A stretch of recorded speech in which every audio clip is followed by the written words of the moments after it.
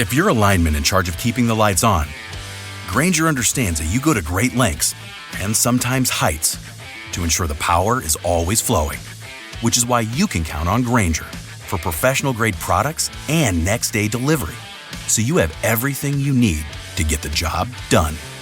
Call 1-800-GRAINGER, click Grainger.com, or just stop by. Grainger, for the ones who get it done.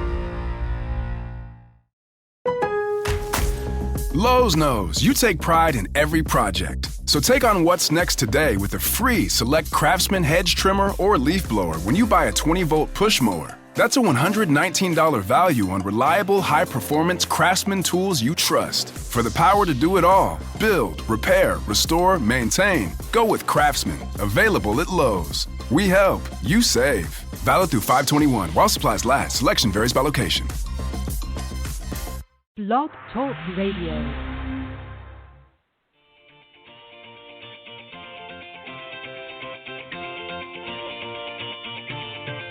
Good evening and welcome to Golf Talk Live. I'm your host, Ted Odorico, broadcasting live every Thursday, 6 to 8 p.m. Central from Panama City Beach, Florida, home of the world's most beautiful beaches.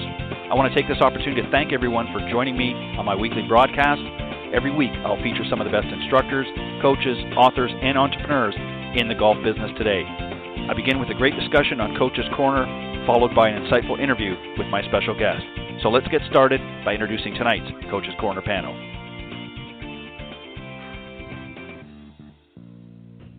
All right, good evening, everybody, and welcome to Golf Talk Live. I'm your host, Ted Odorico, and we've got a great show for you tonight. As mentioned in the intro, we are going to be starting off here in just a moment with another great discussion on Coach's Corner, and I'll bring up the guys and introduce them here in just a moment. And then a little bit later on in the show, I'm going to be joined by my very special guests, father and son team, Ian and Gregory Martin. Both are the CEO and president and co-founders of Quantix Golf. They're going to be joining me on the second half, and I'm really looking forward to having them on here. In case you're not familiar, Quantix Golf is a new golf ball, if you will. It's been out for a little while, but it's definitely gotten some buzz in the industry, and I'll let them share what some of that is a little bit later on in the show. But I want to thank everybody for tuning in this evening. As always, we are live every Thursday evening from 6 to 8 p.m. Central here on the blogtalkradio.com network, and always excited. So thank you for tuning in tonight. Also, don't forget the Golf Talk Live is brought to you by iGolf Sports Network and Golf Tips Magazine. iGolf Sports is a live stream broadcast and media production company providing top-quality programming designed to attract the golfing enthusiast. Golf Tips, the game's most in-depth instruction magazine, offering insightful reviews on the latest equipment, tips from top PGA and LPGA teacher professionals, all designed to help improve your game from tee to green. So subscribe today. Visit golftipsmag.com. All right, as I mentioned, I've got two great guys joining me here on the panel tonight. They've been on many, many times, but I'm going to tell you a little bit about them anyways. First up is Pete Buchanan. He is the founder and director of instruction and owner of Plain Simple Golf, which, of course, houses the Plain Simple Golf Circuit and Simple Swing Repeater Training Brace. And he's been teaching golf now for 30-plus years, so he's very knowledgeable in the business. Also is John Hughes, also regular on the show. He's a PGA Master Professional and the honorary president of the North Florida PGA section. In 2013, he was recognized as a recipient of the PGA of America's Horton Smith Award, and he's also senior editor and Golf Tips Magazine Top 25 instructor, plus he's part of the Golf Tips advisory staff. So, guys, we're in good hands tonight if you're listening to the program. And guys, welcome to Coach's Corner, John and Pete. Thanks, Ted. Yep, thanks, Ted. Good to be here. All right, appreciate it, guys, as always, giving of your time. And we're going to start out, we were talking a little bit off air, really about how fortunate golf has been, despite all that's been going on with COVID. And I just wanted to get each of you to maybe talk about some things, if you wouldn't mind, about how COVID has changed the golf business. There certainly has been some changes that have gone on this season. We've, as I mentioned, we've been very, very fortunate and very blessed, unlike many other industries out there who we're not so. We've been able to keep many of our courses, most of the courses open now, and been able to still get out there and teach some golf just because, there was not a lot else to do for many folks out there. So golf benefited in many ways, and certainly don't want to make light of the difficulty many families have gone through, but I think it bears some examination. So I thought we would just talk about that here to open things up.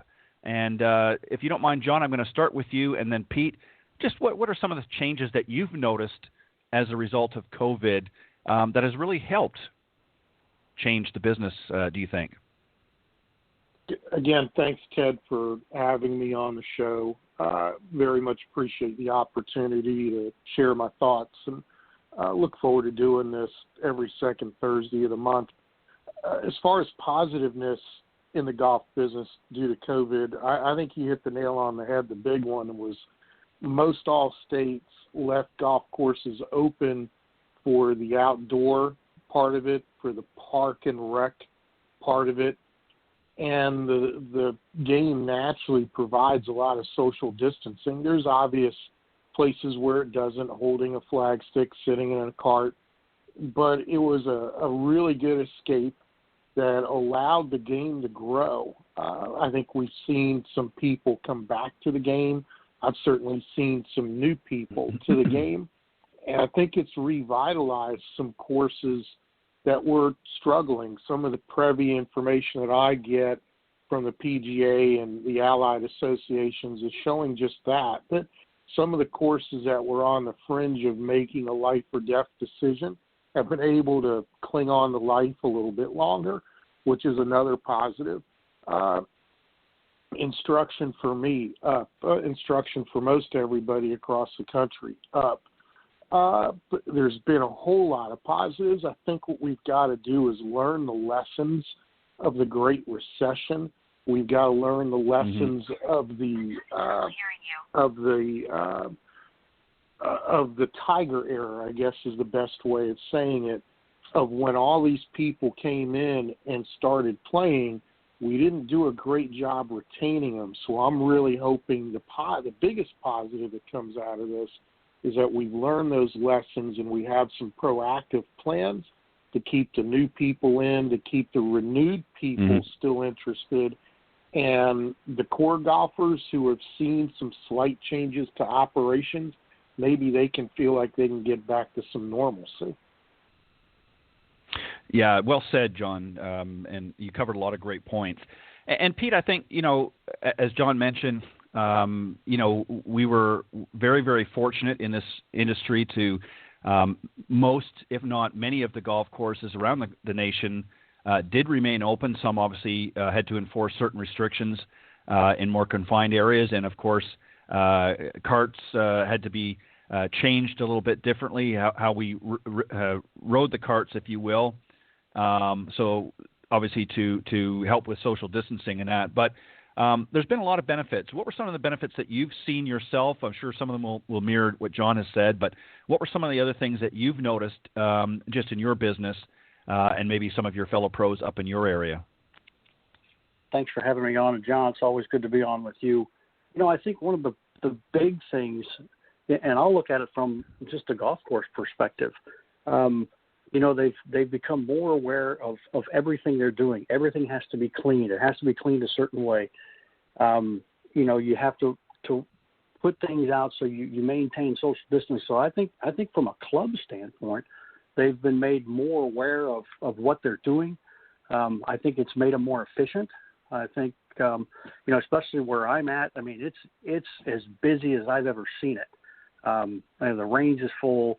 The golf course has a ton of play to it, and they've had to rearrange what they're doing from a business standpoint, just like you said, to continue to not only do business while this is going on, but also with the new set of rules and the new set of circumstances and the social distancing, they've had to figure out a new way to operate. And I think for some of them, I think it's going to be a great benefit because I think they've learned how to adapt. They've learned that they can adapt.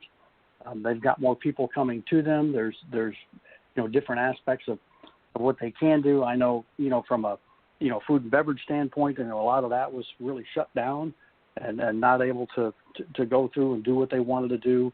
But, overall, I think from just the golf course operation standpoint, a lot more play, a lot more revenue. Obviously, they had to do some different things in order to keep the carts clean, to keep the distancing right, to make sure, we started off, it was, single carts, and then it was if you're related, you could be on a cart together, so going through all those different types of, avenues that they had to go through. But I think it's going to make the clubs come out at the end of this much, much stronger than they were before. Yeah, I think so. And just to go back to something that John said, and I think you would agree with as well, moving forward, I think really what's going to be important is how does the industry react to, so many new people to the game, and also people that maybe hadn't played for a little while that have come back to the game again, to give it another try, or maybe it was just because, again, with some of the other restrictions out there wasn't really a lot of options. They've played before, and they thought, you know what, I'm going to come out and at least I know I can, hit the ball around and have some fun and get out there and play a little bit more.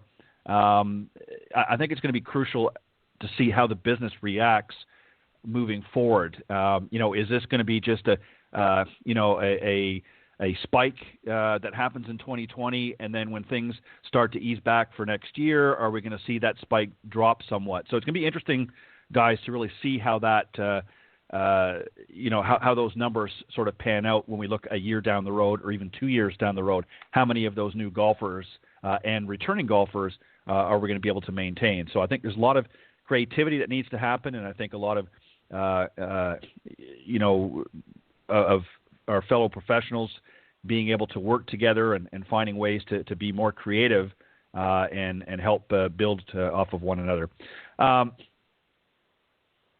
John, one other thing that I want to ask you guys as well, and I'm going to start with you, and I want you to think back to earlier on in your teaching career. Obviously we can't cover everything, but to where you are now, how do you think you've evolved in your use of both video and or other technology over your career? Well, that's a loaded question. I'm gonna pull a phrase out of my master professional thesis to have the general public understand how I view technology, and to paraphrase it, and I wrote this almost 20 years ago. I said that video had gotten to the point in 2000, 2002, where high speed was just coming of age. The clarity of it was good enough where you could really get some great information out of it. And because it's two-dimensional, it still was very much an X-ray as compared to, say, an orthopedic. If Pete or I or you had a broken arm, it was sort of dangling like Rodney Dangerfield's in Caddyshack, and we say, hey, the arm's broken. What are you going to do? You're going to go get an X-ray done. And it's two-dimensional. You circle what's broken, and, hey, let's go fix it. As time's gone on, and I actually predicted this in my thesis, was that radar technology, other optic technology would become our MRI. And that's been the philosophy I've used from the get-go. When I use FlightScope, it is my MRI. It provides me the three-dimensional opportunity to see what my clients are doing with their swing. And what that swing is doing to the golf ball is a cause and effect relationship. The evolution of that, I think, as technology has advanced, and I grew up in a household that had one of the original IBM PCs off the assembly line. So I've always been around technology, never been scared of it. And because I feel like, hey, as technology's evolved, I've been willing to evolve with it. I think the real thing that we face, and these are just scientific facts, in the past 20 to 30 years, scientifically, from a technology standpoint of view, we've advanced faster in 30 years than we did in the previous 200 or 300 years. And because of that, there's a tremendous amount of education that has to go along with that. And the education's got to be consumed, swallowed, digested, and regurgitated much, much faster. And I think that's what separates the people in our industry that use technology and use it well. They've been able to take it and simplify it for their clientele, and that's certainly the objective I live with daily. It's not about pulling things apart and trying to put it back together for somebody.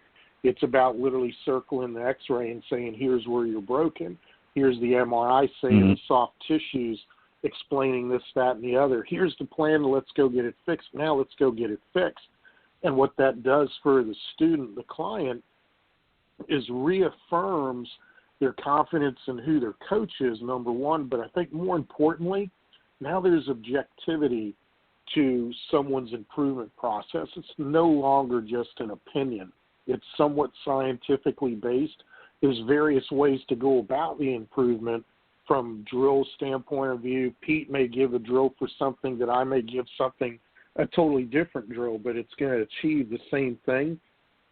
And that's the other thing that technology has allowed us to do is to confirm that some of the age-old drills going back hundreds of years, there's really good affirmation of those to have someone play better, have someone's skills improve, have someone play smarter. And I think that's really how I've looked at technology in relation to my coaching practice. And I think clientele, students have to look at it as it's not the panacea. It is the objective data you're going to need to put together an improvement program that's apropos to you and you only, because that data is going to differ from student to student. Yeah, and that's, there's a lot of information obviously to unpack over the last 20 or 30 years, and you're exactly right in your analogy, John, as far as how things are processed today. 20, 30 years ago, computers, as an example, would fill up a small warehouse, sometimes a big warehouse, depending on what it is. Now with advancements in microprocessors and so forth, we're able to extrapolate a lot of data with a very small, whether it be an iPhone or a tablet or what have you, which is much more sophisticated. And the technology has allowed us to be able to get the information we need in real time very quickly, and then be able to sift through the imagery and much of the other technology at such a fast pace that literally, again, in real time, we're able to discern some of the measures that we may need to take with our various students. So, Pete, what about you as well? I know we've all used video and we've all been exposed to many of the other technology that's out there, and there's some other things that you're using as well. Explain a little bit about where things have evolved for you, where maybe you might have been, say, a few years back to where you are now, and how has that influenced your career? I think, fortunately for me, from the beginning, I was early in my career. I spent a lot of time with John Jacobs himself, so I learned ball flight cause and effect from the flight of the golf ball very, very early. And so I think the technology, as it advanced, only reaffirms what I was taught many years ago. Now, granted, you've got these devices now that can pinpoint things much more clearly. But I think from an overall standpoint, for me, having that background to begin with, it still gave me the ability to do the corrections despite what the advancement in technology is showing me. So I still, go through the same types of things today that, I went through, 20, 30 years ago. Video has been, a huge deal, and it's so much more efficient now. I was doing, people were sending me VHS videotapes of their swings in the mid-'90s, and I was looking at them and, voicing over a fix and sending them back. So I've been doing that since about 1995. Well, now it's real easy. I mean, I have a player send me a video while they're on the range. I can do an analysis and send it right back to them while they're still there. So, I mean, now it's advanced so much further along in those lines. John made a great point with the ball flight monitors. I mean, now you can look at very detailed aspects of what's going on with the impact. I think it's something that, there's a lot of players that really like that stuff. And, it's just going to be more affirmation for them to really see what's going on.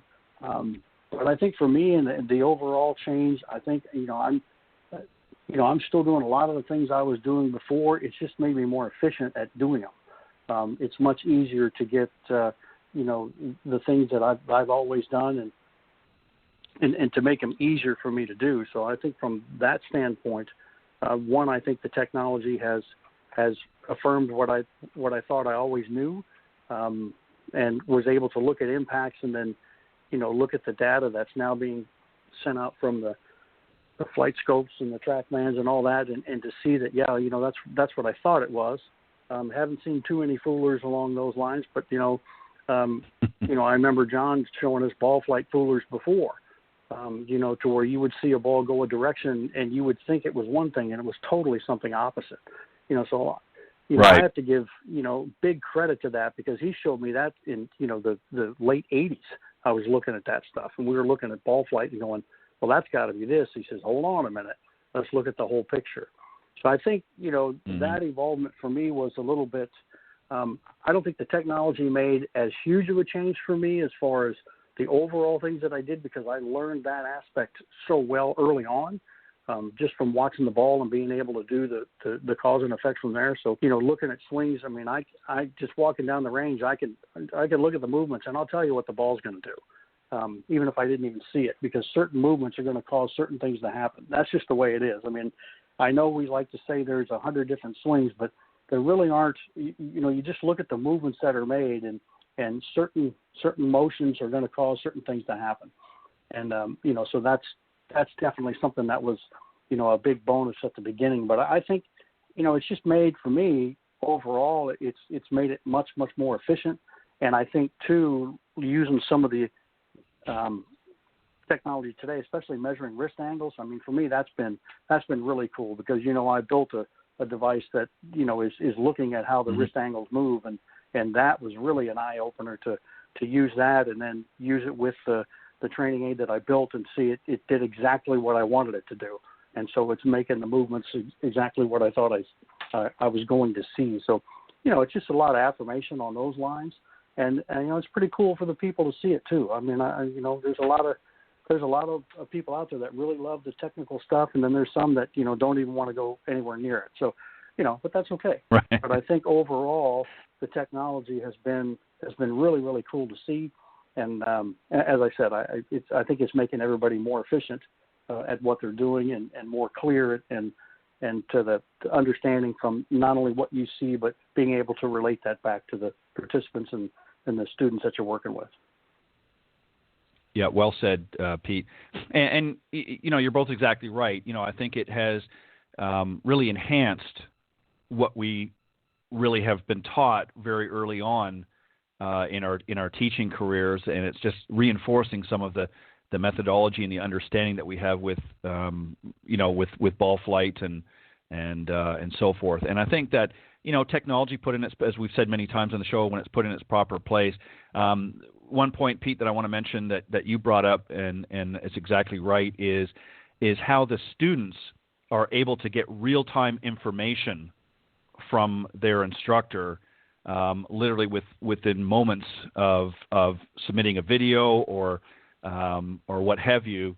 They're able to get virtually instant feedback from anywhere in the world, which is something that obviously wasn't available 20, 30 years ago. John, I'm going to come back to you. And this one here is really for some of the newer students out there that are maybe a little bit confused. It's sort of a two-part question. And maybe if from your perspective you can give maybe some tips on how to take a lesson and what to look for in an instructor. And I don't want you to look at this question from an instructor's point of view. I mean, obviously you're going to answer it from an instructor's point of view. But if you were a student, and you were and somebody was telling you this information that you're about to give on both of these parts of the question. So tips on how to take a lesson and what to look for in an instructor. two great questions. And a little bit of transparency to the audience. When I was with Golf Digest Schools as National Director of Instruction, there were 55 instructors that I would train annually on these two subjects, on these two questions.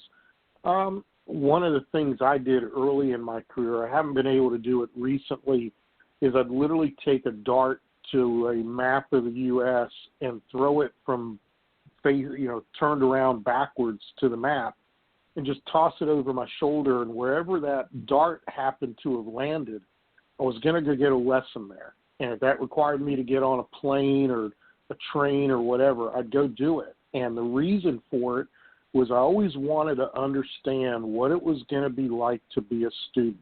Because to me, early on, probably more important than anything else, I'd been around fantastic coaches for a long, long time, but I was curious about my own coaching. I was curious about what other people did from a coaching standpoint of view.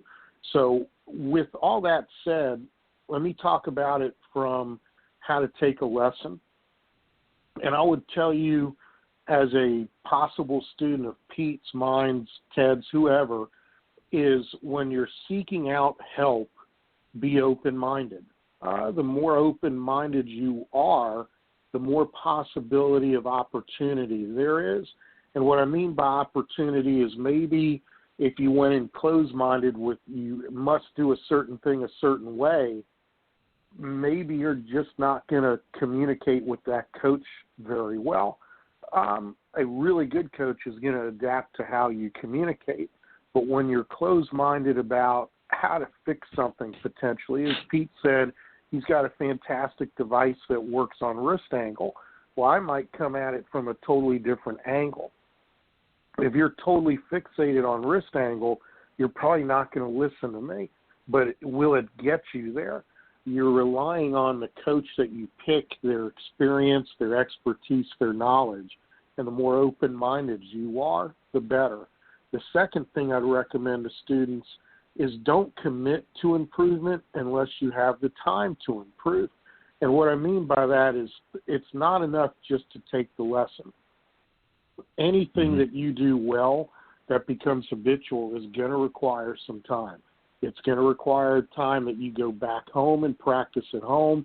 You go to your home range or golf facility and practice there. You try ways to implement it on the golf course without keeping score. You do it with circumstantial situations as well. If you're just going for the lesson, we can give you a quick tip, but like any Band-Aid, it's going to fall off when it gets wet. And when your game gets a little wet, that tip's not going to work. I know when I give a tip, it's based on a long-term solution, based on cause and effect, very much like Pete would do. He was talking about ball flight. Just like he said, I can see things that are going to happen just based on the movement. I'll give you the tip, but it's going to be based on, hey, you got to put the time in. From the selection of a coach, I will take it from the student standpoint of view, the part two, and that is I'll go back to something I said earlier. Find somebody that you like, that you can hang out with, that it would be a great dinner guest or a coffee break guest, someone who not necessarily thinks the same as you. I hope that you guys don't think the same, because you're coming in as the student with a little bit less information and expertise than the coach is, but you have some things in common. You have some talking points off the golf course that you have in common. You're going about you found a coach that is willing to work within your time frame, that's willing to work in your long-term solution to your skill improvement. If you're looking at it strictly from price, I hate to say it, but you'll get what you pay for. I don't know of too many fantastic golf coaches that are super, super cheap and affordable. They may run something special at some point, at some time, for a very limited time, but we all have to make a living. And the person who is, if you're looking at it strictly from a price standpoint of view, realize that you're not only paying for that person's time, You're paying for their expertise, their experience level, their education level, the props, the swing aids, the other things that are there. And what it's supposed to be doing for you is making your learning fun. And that's how I would end it up. Will that coach you pick and the improvement you're trying to make, it's the outcome obviously has got to be fun, but the process has to be fun too. And that's why you got to pick someone you like, who you can communicate well with, and you're both on a very open-minded page of where your improvement is going to go. Well said. I think it's important on both sides. And one of the really two areas, John, that really stuck out for me, and that is a commitment on behalf of the student. We're happy to give you the lessons, but if you're not willing to meet us halfway and make a commitment that you're going to work on these things that we're going to teach and show you, then you're really not going to get the full benefit from it.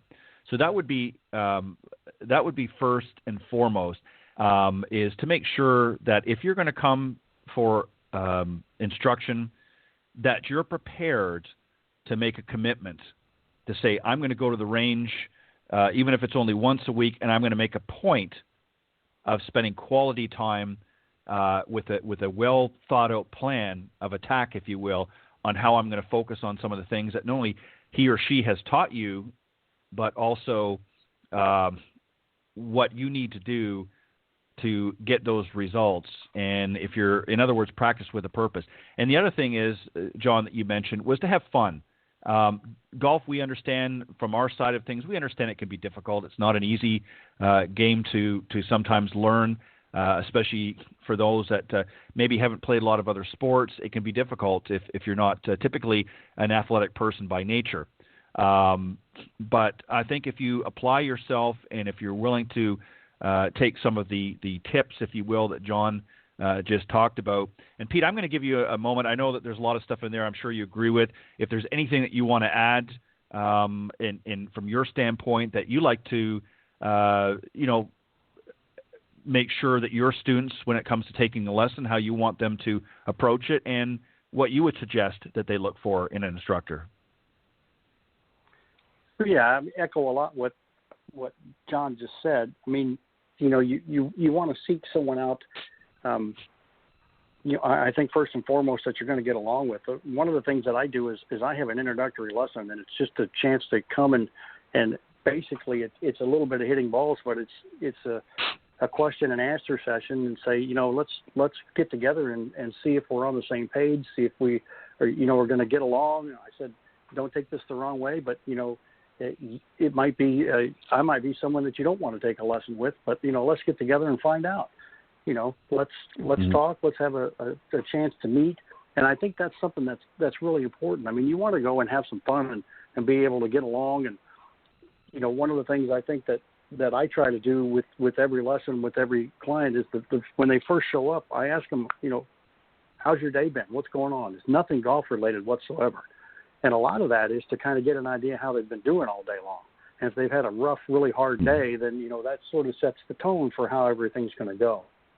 And so I think, just getting to know the people a lot more outside of just an hour lesson or a 30-minute lesson, I think is a huge deal for building relationships down the road and what's going on. But I also think, too, with a lot of my folks, I have that conversation about, how much practice are you going to do?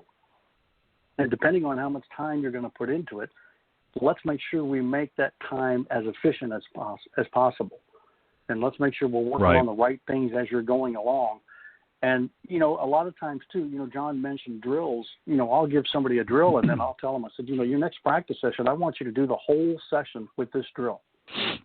And they kind of look at me like, really? I said, yeah, really.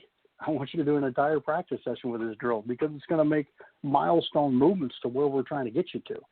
I mean, all of the players that you see on television have done drills. It's all part of the process. Every sport you've played, there's been drills you've done to get you from point A to point B, and those things are important. And so I think it gets them to an understanding that there's more to it than just going out and just hitting practice balls. It's also getting an understanding of what you're doing, why it's happening, what the ball's telling you. And that's an important one that I try to get everybody to understand. Every time you hit a shot, the ball's telling you what's going on. I just have to teach you how to hear it. That's an important part because the ball's speaking to you every time you swing. Every time you make an impact, whether it gets in the air or not, the impact's telling you something. The ball's telling you something. And so you need to understand how that all works. So I think more for me, it's really getting them a good basic understanding of ball flight cause and effect, because when you're not standing there, they need something to be able to help them along, to be able to make some corrections when you're not there. And so that only holds true in the individual time you're spending with them, the time you're not spending with them, but also in those practice sessions, there's a lot of things with drills that they can really learn to really see what's going on with themselves to further that along so that they can get some corrections and make it easier for them down the road. So, yeah, I echo a ton of what John said. I mean, about taking a lesson and who you're looking for. I mean, those things are important, but it's also important from our standpoint of who we're looking for. And so, people that are going to make the commitment, and if they're not going to make a big commitment, then we really need to do them a favor and let them understand how much improvement there's going to be based on the practice time that they're going to give. And I think that's only fair, and we should let them know that. And, the more time they put in it, the better it's going to get. And I know for me, sometimes they'll show up ready to go beat some balls, and I say, come on, grab your putter. We're going to the putting green today. And they sort of look at me like, really? Mm-hmm. And then by the time we're done, they're like, boy, this was fantastic. I said, yeah, you never looked at it. This was a full hour practice session over here. You don't need to go beat those balls all the time. Go hit the putting green. Yeah, it's amazing. Well said. It's amazing when you look at from a student standpoint, they think that they've got to be doing one thing all the time. And really, we understand where they're going to score, where they're going to improve the most. Putting on the putting surface is a great example. And, a lot of times they want to go out there and hit balls on the range, entirely for their session, but that may be not the best area that they, need to be working on. And you're right, relationships with student, in our day-to-day lives, we have, people at the branch at a bank that we have dealt with for years that we've gotten to know and we trust. And, if we have questions or concerns, we go and consult a financial advisor. And, if we have come tax time, we consult our accountants and bookkeepers and so on and so forth. So, and those are based on relationships. You're asking those individuals to help you with an area that you need improvement with or don't have a general understanding about. And you're relying on their expertise. So, it's not just about credentials. Those are important as well, but it's also about the interpersonal relationships that you develop with these individuals. All right, I want to change something here a little bit, and I'm going to be mindful of the time just because we've got quite a bit of time left, but I want to make sure that we don't get too far afield. I actually have 2 questions left, and I want to try, if I can, get them both in. But, John, I'm going to come back to you. If you could change, there were some rule changes last year in 2019. If you could change any rules in golf currently, what would they be? Great question. And actually, let me before I do that, let me preface this.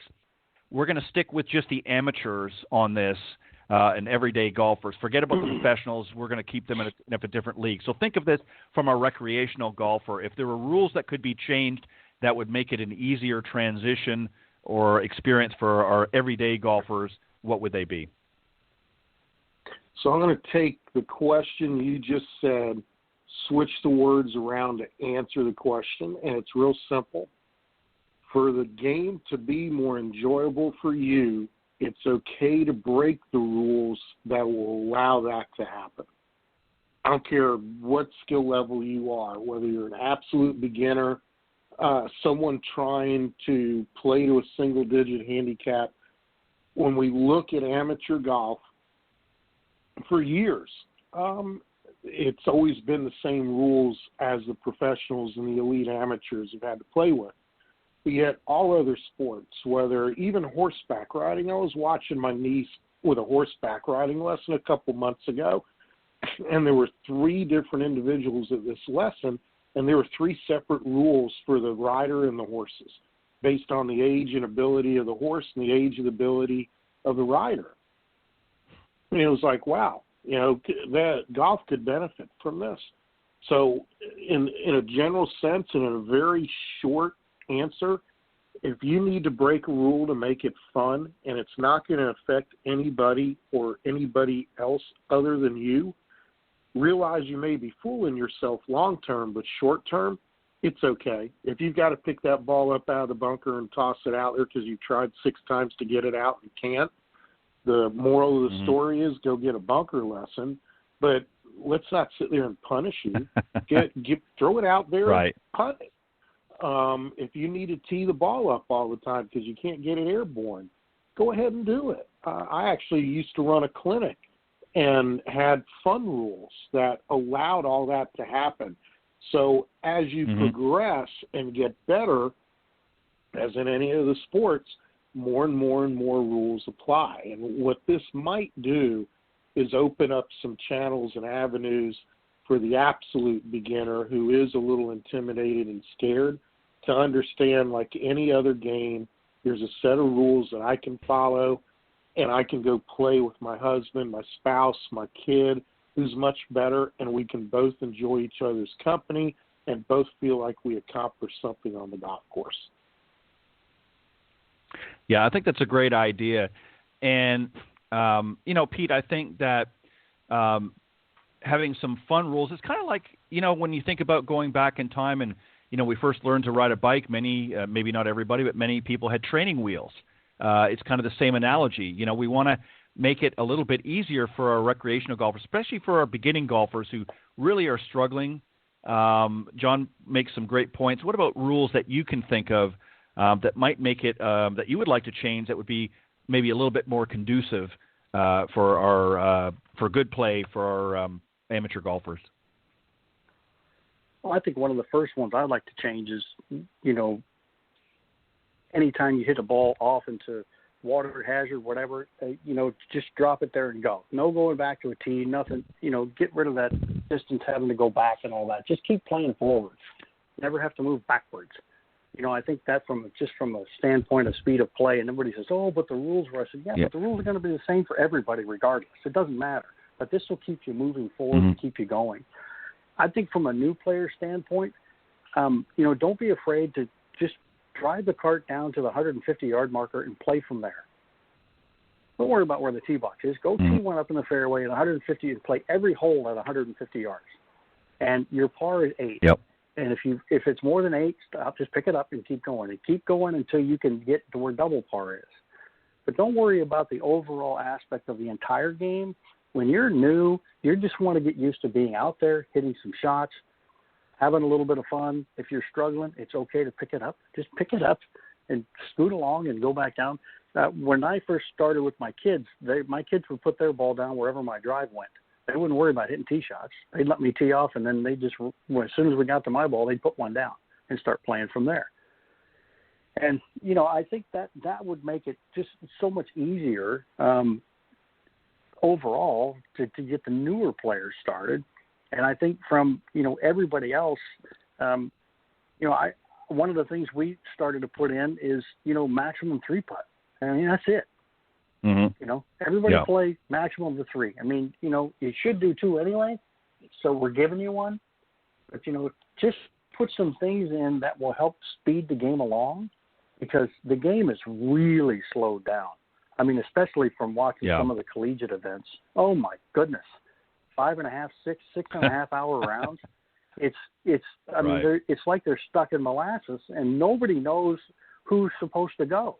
Nobody's ready when it's their turn. And I think from a standpoint of, let's go back to technology, they've given these people so much information in these books around the green, it takes them forever to decide what the heck they're going to do. So I think we need to simplify that down immensely, and just to get people to play faster. So, make it so that everything in the rules keeps moving everybody forward, so you never have to go backwards. And then, as you're developing your game, don't hesitate to just move up, play a little bit shorter, have a little bit of fun. I've got 3 brand new players that I have, and they play from the 150-yard marker every time they go out. They're having a blast, and eventually we'll put them back where the tee box is. But not yet. They're having fun. We're introducing them to the game, and I think that's one of the things going forward that we can really do with the newer players to keep them coming back is, don't worry about 550-yard par 5s. Go up there from 150 yards. Okay, if it's a par 5, maybe play from 200. But just get up there and play the shots. And I think when they do that, they're going to spend more time in the scoring shots, which is going to make them better overall anyway. Yeah, I couldn't agree more. And it's like I've always said, too, the other thing I'd like to see more of, and again, this is, no slight against, many of our clubs and resort courses, but I'd like to see more executive or par 3 type courses come into play again. There's certainly still a number of them around, but I would like to see even more built because I think it kind of goes to the same premise of what you're talking about, Pete, and that is to allow the golfers to play at lengths that are much more realistic for them, especially starting out. And again, they can even do it in such a way that within a few yards either way, they can maybe range from 150 to 175 yards maximum. So that way, again, you're kind of keeping within that frame that you're discussing. And, give people a chance and then let them, as they get more comfortable and confident hitting with the golf clubs, then you can take them out and introduce them to some of the longer courses and work on some of the other areas that might need to be worked on. But I think that's a great start, and I agree moving them up. And I think also eliminating rules, even if it's just temporarily, to make the game more fun and enjoyable for people because we certainly have to have rules. There's no doubt about it. And John, you brought up a great one about having to, go back and re-hit shots again if we hit out of bounds or in water. It just takes too much time and ends up holding up a lot of groups. All right, the last question, guys. I'm going to come back, John, to you, and this is one, and we'll kind of keep it actually an open discussion if we can for the last few moments, and that is, in about a month's time, we've got the Masters, first time ever that it's been played in November. It's going to be different. What do you see with this Masters coming up, John? Any opportunities do you think that the golf industry can take away from having the Masters in November as opposed to April? The obvious ability to compete against football. That's typically when football's coming to a crescendo, and all of a sudden here's arguably one of the greatest sporting events of any that's dead in the middle of November. That's a huge opportunity to remind people that even when the weather isn't going to be what you believe to be tolerable, having lived in the Augusta area, November's an iffy month. And you may see some weather there where these guys have got to endure it. I think it's going to be a really solid message to golfers everywhere that, hey, you can play the highest level of golf you wish at any time of the year, regardless. Even with snow on the ground, go get a hot pink ball and make sure everything's frozen and you're good to go. From another side of view, industry-wise, is the ability to show that a wraparound super season is something to consider long-term. What can we do with this wraparound season with all the other events? Because in this season, you're going to have 2 Masters, you're going to have a Ryder Cup, you're going to have an Olympics, you're going to have a lot of things that are duplicated. How can we take advantage of this and look at a schedule like this long-term where we do spread the majors out instead of having it? It's something the players like because they feel like everything is sort of crammed on them now.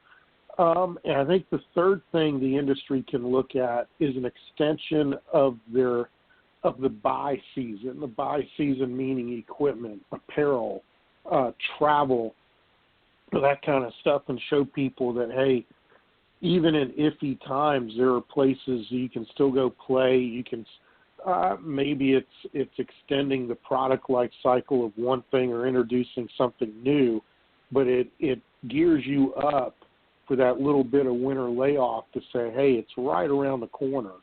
I think it's going to be very interesting how the industry in general does take advantage of it, and whether the governing powers see all this as a positive going forward to try to replicate it. Like I said, the players are asking for it. Will the governing bodies follow up and do something creative that gets us engaged all year long? Well said. And Pete, very quickly, I think also to look at it is there's going to be definite changes from just the atmosphere and other conditions in November. For instance, we're going to have, as John Decker, who was on the show last week, mentioned this when the same question was asked of him, and that is, he mentioned about the prevailing winds are going to end up shifting and coming out of the north now, so that's going to bring in a different perspective on how some of the holes are going to be played. Typically, they're no longer going to be downwind or crosswind. They're now going to be facing into a north breeze, if you will. So there's going to be definite ways that is going to affect the playability. What are your thoughts? Well, I'm really looking forward to it. It's strictly from that point of view. I mean, a different weather pattern. They're going to have to adapt to play the golf course differently. And so I think it's going to be a unique situation for us all to see, how they do adapt and how it affects the scoring from what it normally is. Is it way better? Is it way worse? How is everything going to pattern out? And, I agree with John there. Having, the PGA and the U.S. Open when it's 1,000,000 degrees out, have we ever thought of moving those? The players, I think, would kind of like that when it's not 105 and 100% humidity and they're playing a major. Let's get them in some better weather. We got venues all over the place. Can't we put them in a spot where it's going to be a little bit better? It took them a long time to figure out you could play a football game indoors for the Super Bowl without having to worry about the weather. Granted, they want to play outside, but there's definitely some things in the season you can do to spread it out, and I think this is going to be a really cool thing to see, having a major this far down the road and how it competes against all the other sports. We've got a little bit of help because not a lot of the football teams are playing due to COVID. So, from a collegiate standpoint, but I think it's going to be a really positive deal. And I think hopefully it feels, as John said, that, maybe they'll really look at this and spread these things out and put them in different parts of the time frame of the entire year. Yeah, I couldn't agree more. It's definitely going to be interesting. It's going to be exciting to have a major. It's certainly going to be a little bit odd. We're used to seeing the Masters in April as opposed to November. But it's going to be interesting to see. And, I was thinking to myself the other day, what if it ends up being a really successful Masters and, the players really like it? Would there ever be a chance that Augusta National might say, you know what, maybe we're going to move the Masters to November and move it from April permanently? Who knows? Anything can happen. So it'll be interesting to see what comes out of it. Obviously, right now, it's just going to be for 2020, and they're going to have sort of a back-to-back because the Masters is scheduled, of course, for April again next season, assuming everything continues on. But, who knows? Depends on how it's received and what kind of feedback they get, whether or not things could change on a more permanent nature. So we'll have to see. But I'm excited. It's going to be nice because that's one of my favorite, if not my most favorite tournament of the year is the Masters.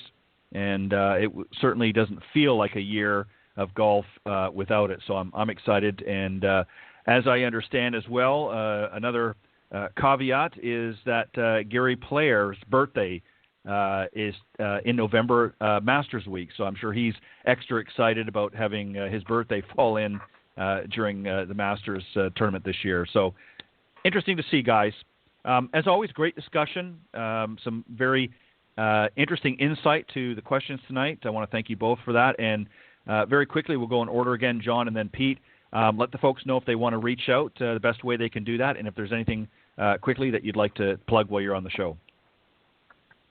Well, first off, thanks, Pete. Always a pleasure to be on the show with you. We have a lot of things in common, and where we differ, we're not too far off, and it's always good to hear your voice and the opinions. Ted, again, thanks for the opportunity. As I always say, just John Hughes Golf, whether it's an @ sign, a number sign in front of it, that's how you find me on social media. That's my website, johnhughesgolf.com. And I'm a little behind due to being under the weather a little bit in September, but hopefully by the second Tuesday of November, I'll have something really cool and exciting to announce that people around the world should be able to take advantage of. Very good. And Pete, what about you? Well, same, Ted. Thanks for having me on. And John, it's always a pleasure to be on with you. Yeah, you know, you and I see eye to eye pretty much the same on a lot of things, so it's always fun to have some great discussions. They can reach me at plainsimplegolf.com. It's PLANE is the plane, and there's links to everything social media-wise there. And, yeah, I'm going to be moving to a new format in January, so keep an eye out, and I think you'll like what we're going to be doing starting next year. Well, sounds good. And again, guys, both John and Pete, thank you very much as always for bringing your best to the Coach's Corner panel. And as things move forward and your events or changes happen, I look forward to you sharing them with my audience here on Golf Talk Live. But have a great week, guys, and stay safe and get out there and see if we can help some future golfers out there and enjoy the game and make it more fun. Thanks, guys, and have a great weekend. All right, you too. Thanks, Ted. Thanks, John. Thanks, Pete. All right, that was my special guests on the Coach's Corner panel, Pete Buchanan and John Hughes, both great guys, and you can find them all over social media, as they mentioned, so definitely check them out. We got a few minutes here before my guests come on board, so I want to take this opportunity just to let everybody know, again, if you want to subscribe to Golf Tips Magazine, you can go to golftipsmag.com. There's some great issues that have been out here this season during COVID, and definitely want to take advantage. If you haven't subscribed and you want to pick up, currently right now there's the magazine, which is the November-December issue, which was available on September 22nd, is still available, and that featured a great personal story from the son of the legendary Billy Casper. Of course, I'm talking about my friend Byron Casper, and it's out at newsstands, and particularly Barnes & Noble and Books A Million, so you can get that. And then we just finished putting together the special issue this year. This was an issue, sort of has a double meaning, if you will, but earlier this year with COVID and so much being shut down early in the season, the May-June issue of Golf Tips Magazine was not made available to subscribers and to the general public. So we put together a special issue, which also happens to coincide with the holiday gift guide as well. And there's some great products in there that I personally picked out, and I think you'll like them. There's a little bit of everything in it. I'm not going to spoil it. But that issue is actually just on its way to the printers now. It should be coming out to subscribers here before too long, and then it'll actually hit newsstands in around towards the end of this month, I believe October 22nd. It's a great issue, a lot of great articles throughout there, and great tips, of course.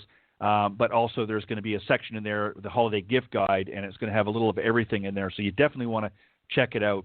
So again, if you're not currently subscribing, it's well worth it. It's for a subscription here in the United States. It's for 6 issues. It's a bi-monthly magazine.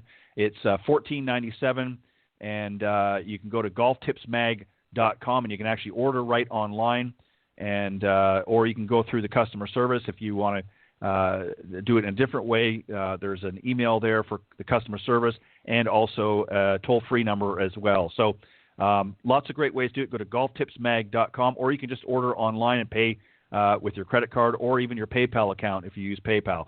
So lots of great ways to do that. Check it out. Go to golftipsmag.com. All right, my very special guests coming up here. I'm going to introduce them, tell you a little bit about them, and then as soon as they sign in, I will bring them on board. My guests tonight are from Quantix Golf. The co-founder and chairman and CEO is Ian Martin, and his father is also the president and co-founder, Gregory Martin. And let me tell you first about Ian. Ian is, again, the co-founder, chairman, and CEO of Quantix Golf. And Ian began his career in golf from the humble beginning cart staff, then working his way into the pro shop management side of the business. He earned a bachelor's in business administration from Abilene Christian University. In early 2019, his senior year at ACU, he began laying the groundwork, which paved the way for the company Quantix Golf, which of course has grown today, and all achieved this before the ripe young age of 23. Again, his father, Greg Martin, is the president and co-founder of Quantix Golf, also runs several other national companies. Greg is a former touring professional and founded Triton Golf in 1999 when Ian was just a year old. He was also a sports agent to players from the PGA and LPGA tours and various retired Hollywood actors and professional athletes from the NHL, Major League Baseball, and, of course, the NFL. So please welcome my very special guests from Quantix Golf, Ian and Greg Martin. Good evening, guys, and welcome to Golf Talk Live. Hey, thanks for having us. All right, guys. Well, thank you very much. It was perfect timing. I was just finishing the intros, and you guys showed up. So thank you very much. I appreciate it.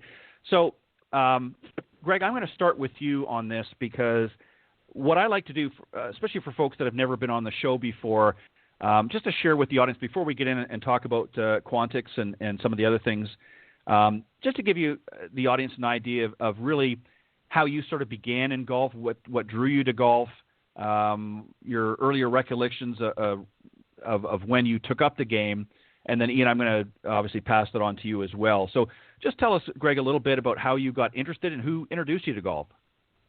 Yeah, I'd be happy to, Ted. Thank you very much for having us on. My uncles actually introduced me to the game at the age of 10. I played a lot of putt-putt, and I won a fair number of putt-putt tournaments. But, when they put a set of clubs in my hands, I just couldn't get enough. So I was starting to do both. And by the time I was 12, I started competing a little bit, with the City Junior in Fort Worth where I grew up. And, guys like Mark Brooks and my old friend Angus Baker and, a number of guys that played back in my era. And so what happened was I just continued on with that. And next thing I know, my very first job was an outside services cart attendant. And I think everybody else is going to find that my son indirectly and accidentally took the same career path. He never would have wanted to do that, but a pastor from across the street came by one day and said, "Hey, somebody at the club needs the services of a young man." So he eagerly took it, and I just played through the years. And by the time I was 12, I really knew I wanted to be a professional golfer. I did not have the opportunities that my boys have, but I've tried to do everything I could to make it not as easy, but just kind of paved the way. But I'll tell you, Ian built this company pretty much by himself. And he and I actually had talked about it years sooner. Ultimately, though, he got it to the table first because my problem is I never met a business I didn't like. So as a serial entrepreneur, I found a lot of extra things to do along the way. But I first got in the golf business at age 16, a couple of years at Diamond Oaks Country Club in Fort Worth. And, I got to play with a lot of great names. Mark Brooks, he was a senior when I was playing and working at the club. Of course, you always get free golf when you work at the club, so that's a good thing. Right. Along about back in the 80s, I played in my first professional event, and it gets in your blood. And I had a couple of golf shops that I owned through the years, and I started at the bottom. So it was my very first job, and it's been an honor to be associated with all the people that I've met over the years in the golf business. And when we started Triton in 1999, Ian was a year old, and we had the same scientist. Ian can tell you a little bit about him. I don't want to interfere with this show, but it was a great honor because we beat all the leading brands at that time in distance and dispersion, also known as accuracy. And we were a little nervous because that was the first time I'd ever done that. and we had 4 balls that we brought to market. So it worked out really well. And then later, subsequently, I would, in about 2006, put the company on the shelf to play professional golf. I had a great sponsor for a couple of years. It didn't matter whether I won anything or not. He was right there along the way. But another story for another day. Well, I appreciate it. It's always interesting to hear, somebody's journey into this game because, some of us have very similar stories and others obviously have different, but it's all circles back to the same as it's a love of the game and an enjoyment. Ian, what about you? Your dad mentioned a little bit. Obviously, you followed in his footsteps a little bit, but what was your early recollection of this game? I mean, based on what you've heard so far, it's pretty clear golf has been almost a family sport, you can say. It's always been around from my earliest memories. I know one of the things that Greg will definitely attest to is bouncing me on his knee while he was fulfilling orders back in the late 90s and early 2000s. And so, whether I liked it or not, golf was really a part of everything I was growing up. I know, we had a fantastic little short game area at our house, which I wish now that I appreciated. But as long as I can remember, it's been golf this, golf that, and growing up, I took interest in baseball. Was really my first, interest sports-wise, and it wasn't really until I want to say freshman year of high school that I really thought, I'm gonna go back and give golf a try, tournaments and whatnot, and it clearly is in my blood because I was able to pick up a set of clubs and exactly where I left off last time I swung one. It was right back in the same spot, and so it's been a nice thing having golf in my presence and subconsciously always around me. I didn't ever think I'd be in the golf ball business, but that's one heck of a story to tell. But I like Greg mentioned, I did take the same career path starting out. My first job was at a course here in Fort Worth area, and little did I know, I guess it's 6-7 years later now, one of my biggest connections, the partial course owner Tony Martinez, national director of the PGA of America, is his course he owned, and we became good friends over that time that I worked there, and ran through some great promotions, and left when it was time to head out to college. But I never would have guessed that my first job that just kind of fell in my lap essentially would turn out to be something really big. I think it's just to go back, Greg, to something that you said, and Ian, I want to start to get into sort of unpack Quantix golf. But Greg, you said something about really starting at the beginning from the ground floor, and I think it's so important in every aspect of life, not just business but in personal life. I think it's good to we've all got to start somewhere, and I think when you start at the bottom and sort of from a more humble beginning, I think you learn and you grow to appreciate things a lot more as you develop. And obviously, the next generation, you want to pave that way and make it a little bit easier, but at the same time, you want them to be able to have some of the same understandings that you did. And it sounds like that went about that way for you guys, Ian, for you growing up, and for Greg, you wanted to make sure that your family, had a good, stable beginning and was able to come out running. So, Ian, I want to go to you, and I want to ask you when Quantix Golf sort of came to mind for you, and what was your original thought process? How did Quantix Golf sort of come to be, and what were you sort of envisioning in your head when that was being developed? Yeah, so I mean, really, it came about. I started all this while I was still in college at ECU, and it was kind of that realization one day that everybody has of what are my plans after I graduate. And so I was thinking, what's going to be something that I'm going to love to do, make a difference in what I do, and, not be a slave of work. And, the more I thought of it, it's funny, before those thoughts came, I was on a pretty big dry spell of golf.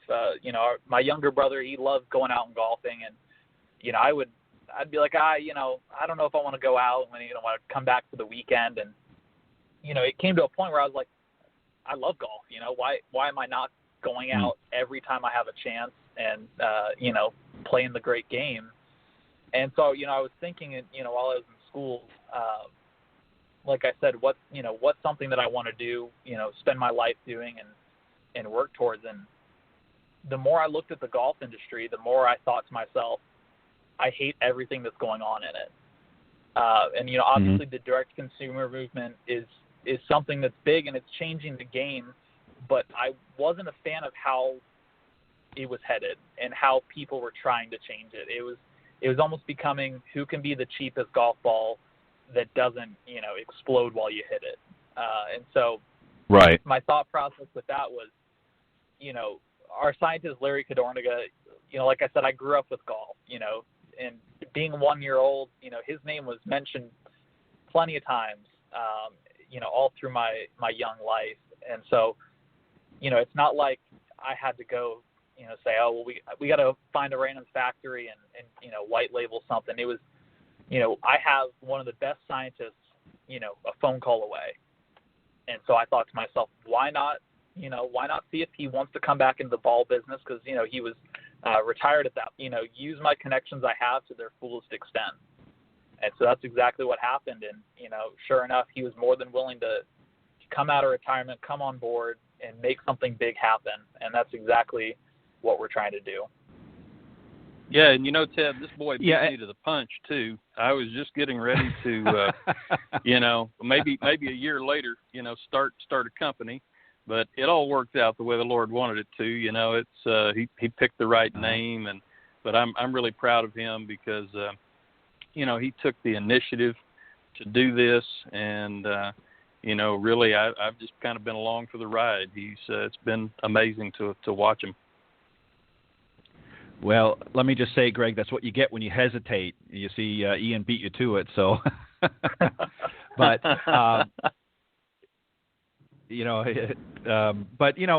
that's good. I mean, and that's what you want. You obviously want to see your son, sort of open up his creative juices, if you will, and develop and discover, something. And I like, Ian, the way you put that. You didn't like what you were seeing, and that's probably the best incentive right there is what can I do to make a change, to make the experience for consumers and for the industry as a whole, to make it better. And that sometimes when you put that as your mission is I want to make something better. It's not just about the best product, but it's just about the overall concept. I want to make it a better experience.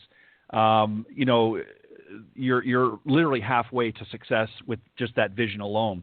So what makes the ball? And I want to ask you, because there are, as you guys know, there are so many golf balls on the market. I mean, there's literally, no pun intended, dozens and dozens of golf ball products on the market. So what makes the Quantix golf ball different? Ian, that was for you, sorry. So it's a great question because, like you said, there are so many out there. I know, my Golf Spy has really led in trying to help consumers navigate. And they do a lot of good, in doing that. But, looking from the start, before we even had anything ready to go, obviously one of the things that we asked Larry was, obviously make something different, make something that stands out. If you put two golf balls side by side, make something that says, that has a person say, that was different and I really like it. And so, our leading off with our tour ball, the F18 Tour, it's a 3-piece urethane tour ball. And it sits about a 95 to 105 compression. So it ranks right up there in compression with, every major OEM ball produced today. But really the thing that changes it is the mantle layer. And a lot of people overlook, they think, I want the core to compress. It needs to be just right so that I get that perfect trajectory, perfect distance. But what Larry did with the mantle layer, and I'm not a chemist by any means, and so he, would obviously be able to answer these questions in great detail. But he came up with a formula in the mantle layer, and even with the thickness of it, it all has to do with the ball speed. And when you compare multi-piece balls with, two-piece balls where they just have the core and the cover, you miss out on a lot. And so with our choosing in a three-piece ball is that mantle layer helps not only convey the speed of the ball compressing inside and having that explosive effect off of any club, but it also helps dial in that spin, whether you're going into the green 100 yards or just have a 5 to 10 yard chip to get back onto the green. And so it really does a lot in that aspect. And another thing we see with golf balls today that makes us different is you have to sacrifice something. And it's always been like that. You sacrifice distance to gain spin, or you sacrifice spin to gain a little bit of trajectory. There's always been something that's, too good to be true about everything. And the reason why the tour ball is so special is because of the fact that there's nothing that you sacrifice in the golf ball to get the results you want. As we were tested with Golf Lab San Diego, which I'll get into a little bit later, it beat all the leading brands out there in distance and dispersion, kind of a copycat of Triton, if you will. But that wasn't the end of the story. We fit these balls specifically during testing from the green to the tee rather than the tee to the green, because as you know, you're not making hole-in-ones off of a par 4 tee. The shots are made, starting at the green. Your putts are so important. And so we wanted to make sure that ball was going to perform at the smallest level and then all the way up to the tee, make sure it performed there as well. And so, just such detail that we've worked through to make sure that ball does perform in every aspect is one of the major things that makes it different. And Greg, I want to ask you, as somebody who's been a tour player, what Ian's just talking about is important to you as a player because, he's exactly right. Many of the other products out there, we hear, well, you want more distance, this is the ball you play, or you want a little more spin and control, this is the ball you play. Well, when you're out on tour, I mean, you need, all of the above. So if you really can't, right. So you want a product that's going to come out there and meet all of your needs. And a lot of the products on there really don't. I mean, obviously for the amateur players, distance is a premium. But for your better players, they want control. They want that extra spin. They want to be able to stop it, especially on some of these firm greens. So from a tour player's perspective, I want you to talk a little bit, if you wouldn't mind, why this ball would be something you would want to play or a fellow tour player would want to play. Well, yeah, I'd be happy to address that. Back when we had Triton, I would try to get out there and qualify for some events and do my thing. We had a great golf ball. We had the Triton High Performance. It led the way, distance and dispersion. The biggest problem that other players had with it was they felt like it was still a little too hard. Our tour ball at that time was 3-piece multi-layer. But again, you ended up sacrificing distance. So the reason I held off all those years of reforming the new company, if you will, was I couldn't Larry had some contractual obligations. Plus, I had kids growing up and, things to do and contractual obligations myself and players to manage and whatnot. So rather than start it up, I waited, and I'm very patient like that. But what I discovered was that if we just had a golf ball and we tweaked it just a whole lot, in certain areas, this ball is so much better than the Triton golf ball. And the Triton golf ball, I mean, it smoked them way back when. The guys out at Golf Lab San Diego, the first time I went out and tested, I took some actors, a couple of different people out there, and Gene and Paul Parente at that time said, "Man, we never seen a no-name golf ball come in here and beat the big boys." And So I told Ian this, and I said, well, now when you take it out there, get ready. I mean, it may be great, or it may be another one of those deals, maybe even better. So, but the softening of this golf ball is like for instance, Steve Jurgensen plays our ball. He's had a couple of minor wins with it on some satellite tours, and he helped us some with the testing. And I just have to say that this is the complete package.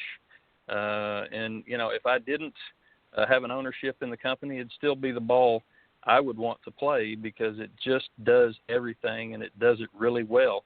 If I had a swing to go with it, heck, we might not even be having this conversation. All right, that's right. I couldn't agree more. I'd be joining you too. I agree. So, Ian, let's talk about some of the performance results in that. So give us an overview of how it's performed and what some of the feedback has been from those that have helped, test it, as your dad just pointed out. What's been some of the feedback for those that have tested it, as well as your own independent tests? Yeah, absolutely. So I'll just go ahead and start with, I want to preface with this.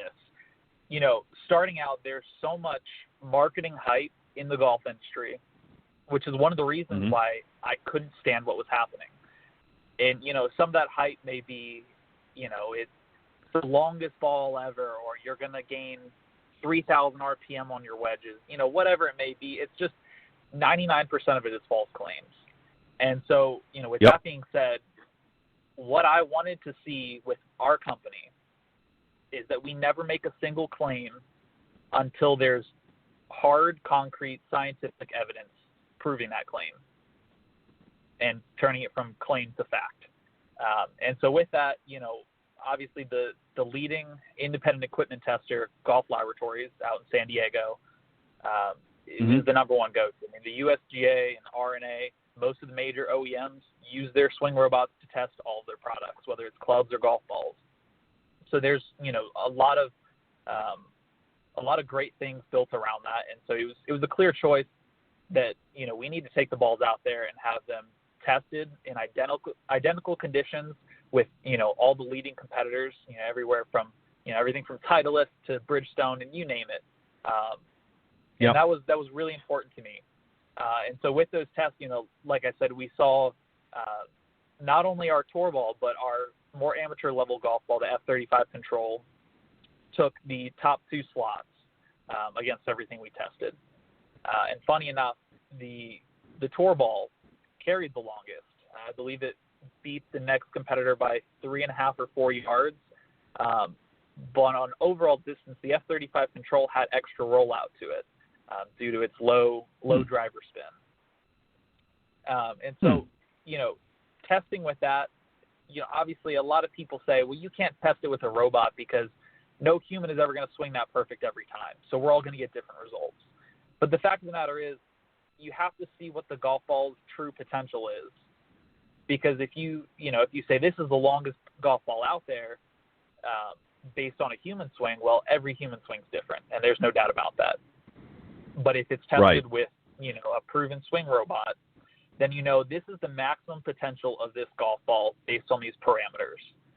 And with that, we know that every human will have different results, but the fact of the matter is at these results tested here, the performance is different between these golf balls, and clearly the F18 Tour was on top. And we saw a lot of similarities with human testing. Some of the feedback we've seen from customers so far is, we have a lot of players, who play I'll leave it at the number one ball in golf. And you can put the pieces together of what they play. And they've come back and said, I'm easily gaining anywhere from 10 to 15 yards off my drives, but I'm not giving up any control around the greens or going into the greens. And it's a clear winner, because I'm paying, not only am I getting better performance, but I'm also paying $15 to $20 less per dozen. And so with that testing, we've seen some. Go ahead.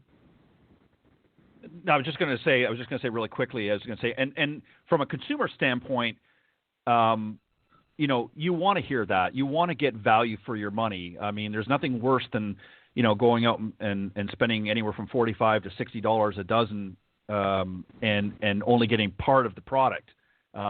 As to what I talked about earlier, it's great to get the extra distance, but you're sacrificing something else. So I just wanted to mention that because that's important for consumers. Is they don't mind paying a little bit of a premium for a golf ball, but it needs to perform all the way around and not just part. But go ahead. Sorry, I didn't mean to interrupt. No, you're completely fine. Like I was saying, what we've seen with human testing and customers alike is that they're all getting some kind of gain out of the product, and some of it could be placebo of the gains they want to see, and they're pulling it out of themselves. But a lot of people, when they take it to the launch monitor, are spitting out hard numbers of exactly what's happening with the golf ball. They're seeing exactly what the differences are between what they were playing and the Quantix F18 Tour. And these results aren't differing between people. They've been very consistent. And so it's been great to see that, not only did it perform fantastic under, ideal conditions with swing robots, but consumers and tour players alike are seeing these exact same results. Ted, I wanted to make a brief point, if I may, that seems kind of unbelievable, and I didn't mean to interrupt you, but, when Steve Jurgensen tested the golf ball, he tested the F18, before the tour ball came out, and or was that the 35, son? Which one was that? He tested with the F35 control. That's right, the 35, yeah, because I kind of bounce around and play both of them, and it just depends on the conditions, but I love both the golf balls. But he goes and shoots about 5 under for 9 holes during the test. And he's saying, "Wow, this is a great golf ball, man. This is fantastic. When's the tour ball coming out?" And I'm going, "Dude, you're 5 under on the front 9, and you even want a tour ball?" So yes, he got his tour ball, and obviously he's got a couple of little victories to prove it. But the other thing is the consumers, like you said a moment ago, they want more for their money. And look, the fact of the matter is, back when I had Triton, we did unmask the industry a little bit, and then we left, and then there was quite a big industry shakeout, if you will. People stopped believing all the hype, and those days are pretty much over. And Quantix is going to a fine mark in the industry. They already have, but the thing I think that will seem somewhat even more unbelievable is just shortly after these guys got the golf ball. And don't get me wrong, they play a lot of golf. Ian is one of those CEOs. I don't know where he finds the time. I guess he just doesn't sleep much. But it was yeah. Now was it you or Easton, your brother, who had the first hole in one? It was you, wasn't it? Easton actually had the first hole in one while we were in an investor meeting, and it was. That's right. I remember. It almost seemed planned, but it wasn't. Yeah, it did seem a little hokey. And then some weeks later, on the same hole, you also had a hole in one. I hadn't had a hole in one since I was 12. I didn't even have one in competition, which really hurt my feelings. But you know what ball I'm playing now. And another thing. Well, yeah, go ahead, please, Ian. Okay, yeah, another thing I wanted to add through our testing. Obviously, us being here in Fort Worth, Texas. Anybody in this area can attest that the wind is off the charts. On any given day, we're looking at least 15 to 25 miles an hour. And so one of the biggest things, being an avid golfer myself, is nobody likes to see their ball balloon in the air against the wind or just, absolutely get killed by the wind. And so we wanted to make sure that the aerodynamics of the ball were, bar none. And so what we've seen is, we not only have a golf ball that, like I said, can perform in every aspect that, any golfer needs it to, but the wind is no match. It has an amazing ability to cut directly through the wind and hold its line. One of the things Steve Jurgensen said while he was having that fantastic 5 under day was, "I've never seen a golf ball cut through the wind like this one. It held its line so pure." And I think that's so important because, many amateur golfers, they'll face the wind and, there's a little bit of an internal freak out because I know I've experienced it myself. and you wonder, am I hitting enough club? Am I doing the right things? But with the ball's ability to cut through the wind, it takes an extra toughness out of golf, if you might say that, and it really completes the all around package. Well, and I agree. That's extremely important. Just one quick thing I want to add, going back to what really both of you have said about some of the changes that really the sort of the shakeup in the industry. I know from equipment standpoint, I was down at this past January's PGA merchandising show, and there was a lot of great products down there, a lot of great equipment, and it's nice to see. It's nice to see this new technology. I wish the price tag was a little bit better, but going to your point that you really both made is, the consumers have kind of gotten to the point now. They're like, okay, listen, we've been kind of fed this line for 10, 20, whatever years of more distance and this and so on and so forth, and unfortunately, really has not been delivered. So it's refreshing that you take note of that very early on, because you could have easily done the opposite. You could have just said, okay, how am I going to get in the market? Let's, wham, bam, whatever, and get out there. And you decided to put a little bit more thought into it and say, no, I want to, get to sort of the consumer's heart, if you will, and say, I want to create something that they can actually get excited about using and not just make a bunch of promises that I can't back up with the science. And I think that was a smart move, Ian, on your part, and obviously you've learned well from your father. Before we continue on, I want to bring somebody on. He wanted to join the conversation for a little bit. I know you'll both know him. He's a very good friend of mine. I know he's a friend of yours, and he is the son of the legendary Billy Casper. Of course, we're talking about our good friend Byron Casper. So let me bring him on, and he'd like to share some thoughts as well about Quantix. Good evening, Byron, and welcome.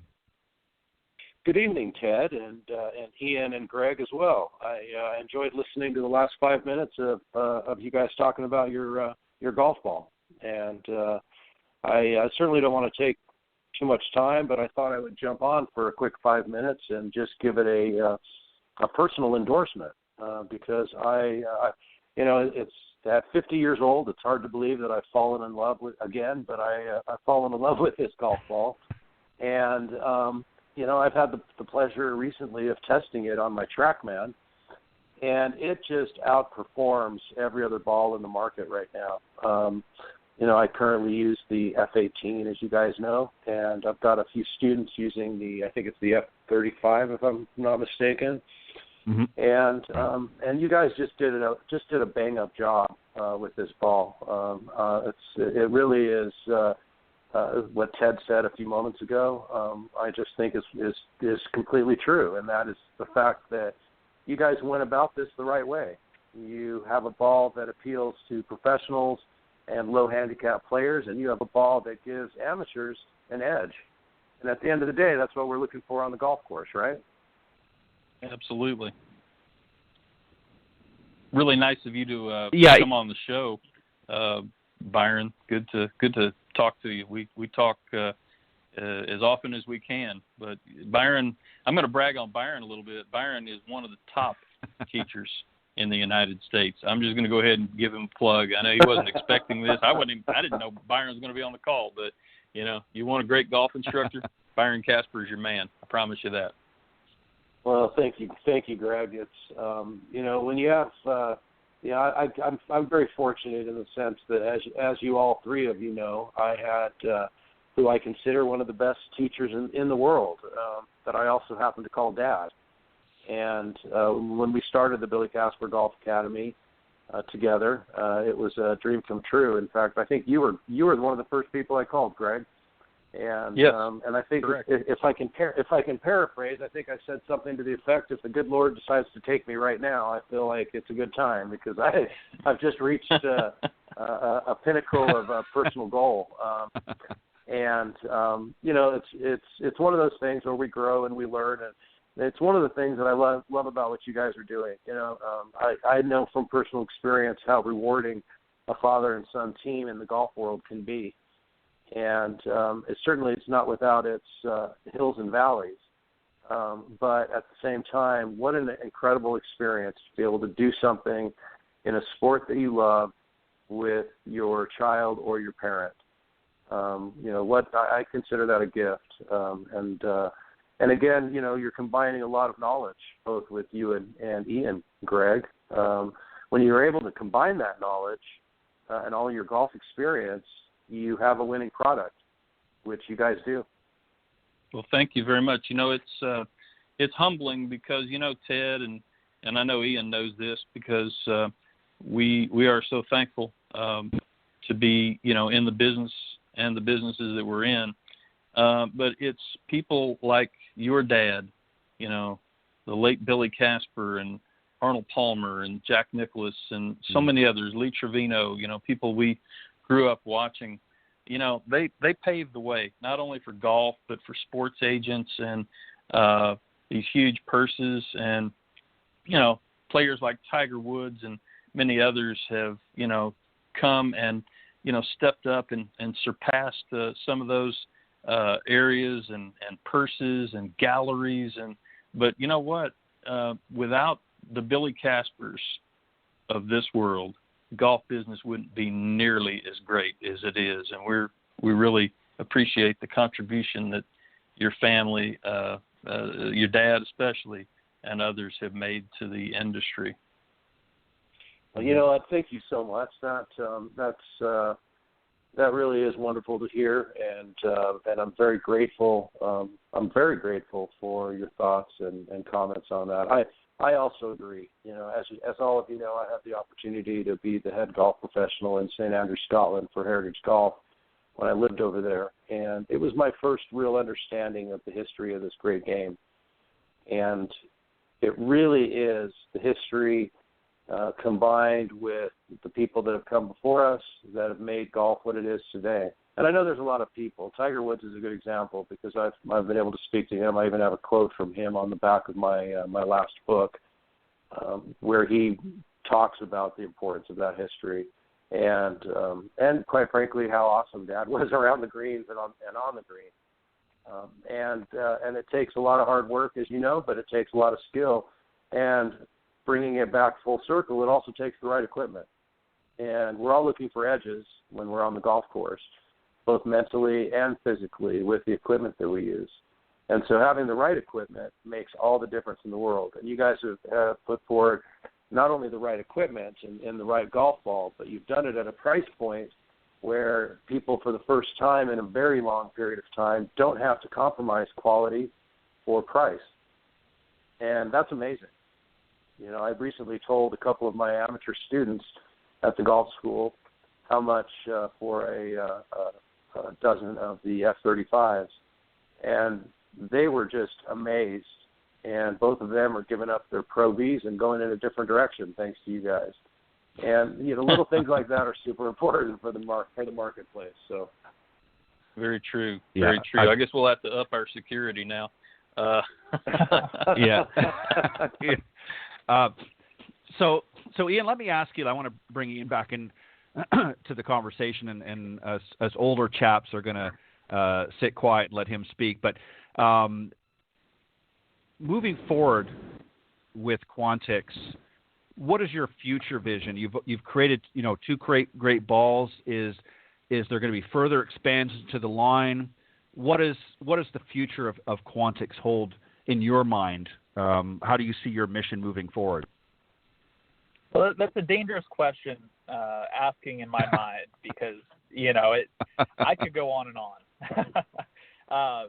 But realistically speaking, obviously we have a fantastic foundation. We have a world-renowned scientist to create what I call works of magic within a golf ball.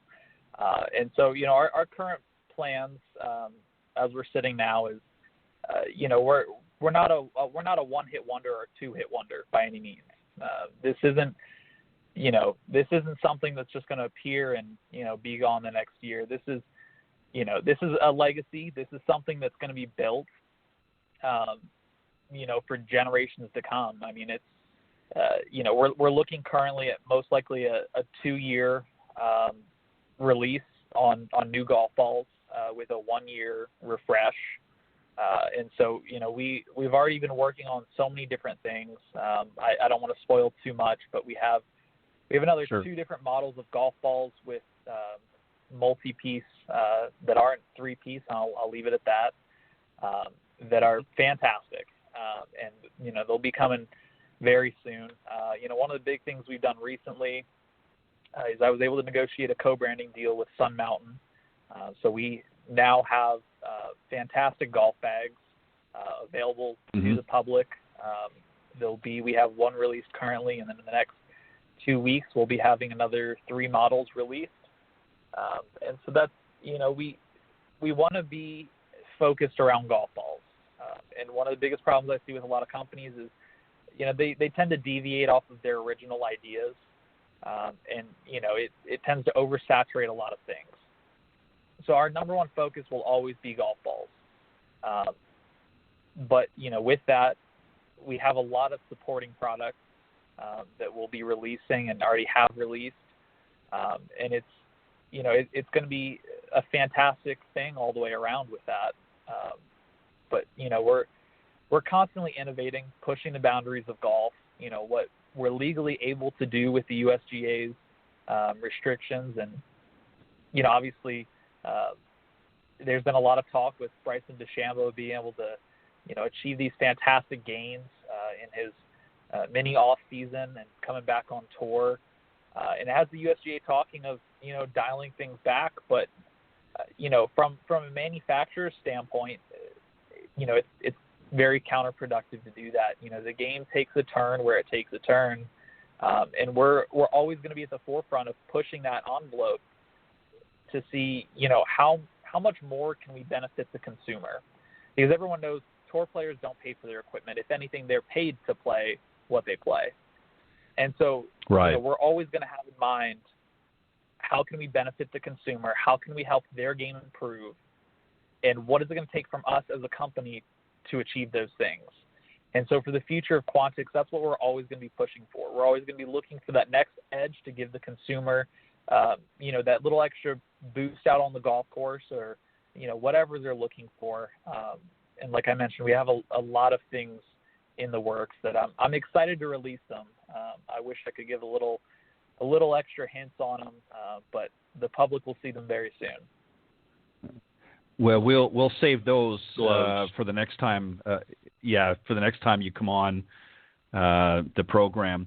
Let me ask you, Ian. You mentioned very early on in our discussion about dealing direct with the consumer. So how are you getting your the golf balls out there? Is it through your site? Is there through sort of a combination of your site and other retail suppliers, if you will, or retail to consumer? What's the model that you're using right now, and how do you plan on the future? Yeah, so we're primarily direct to consumer. I say about 95%, because one of the biggest things I saw was, direct consumer is a fantastic model to go by. Obviously it eliminates the middlemen. It takes out the opportunity for people to upcharge it through various outlets. But one of the things that I see missing in the direct consumer model is that, people of local areas, they may get the ball next day with shipping, but there's always a joy, and there always has been. I think there always will be a joy in going into the pro shop and purchasing your golf balls. And so here in Dallas, Fort Worth, we have agreements with a few pro shops here locally that they carry our 2 models, and they don't charge any more than we do on our website.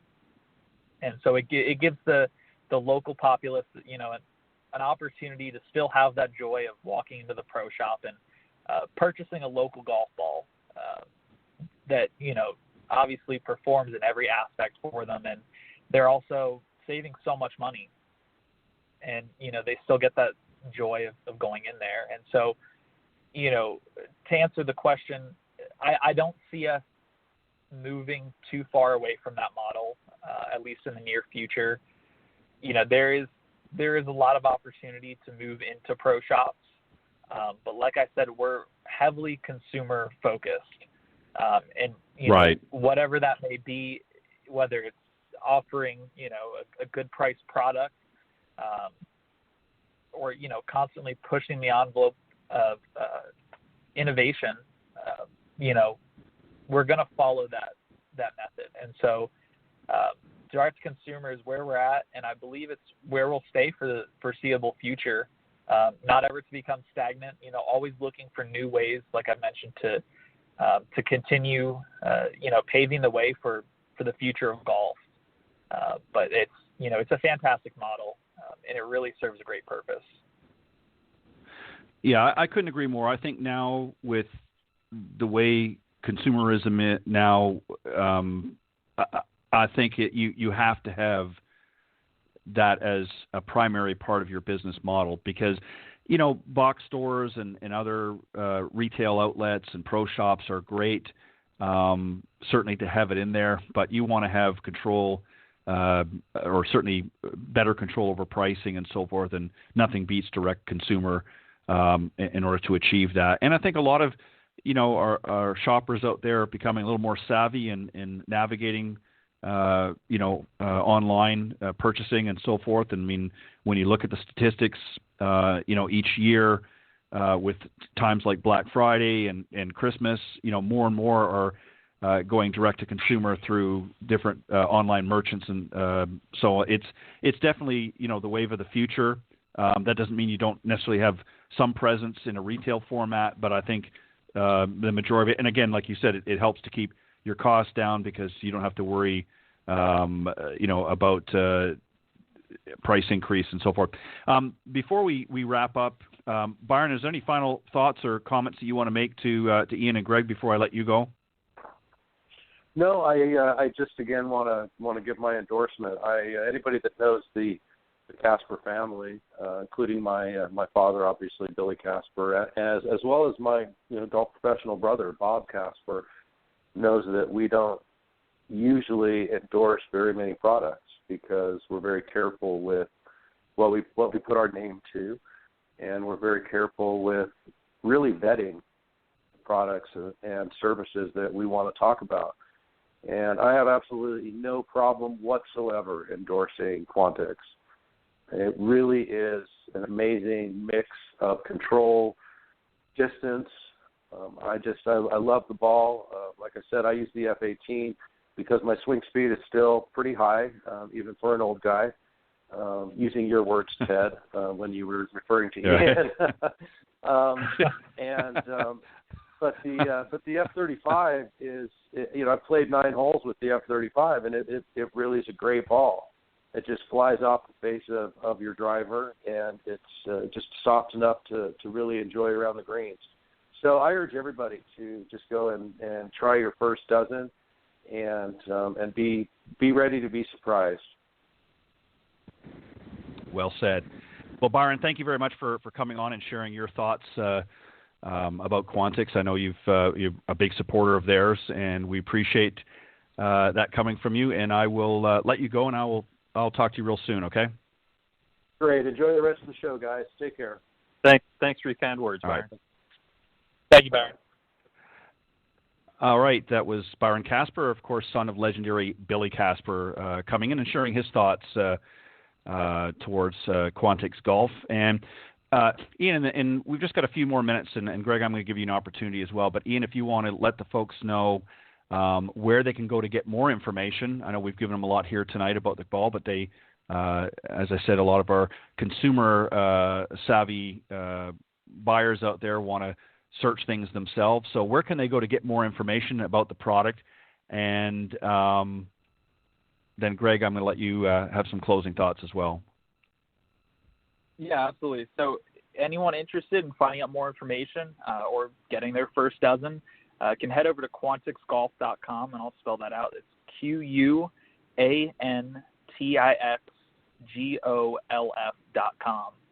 And there they'll find all the information that they can handle. And to head over to YouTube as well, there's been so many people who have done video reviews of the golf ball.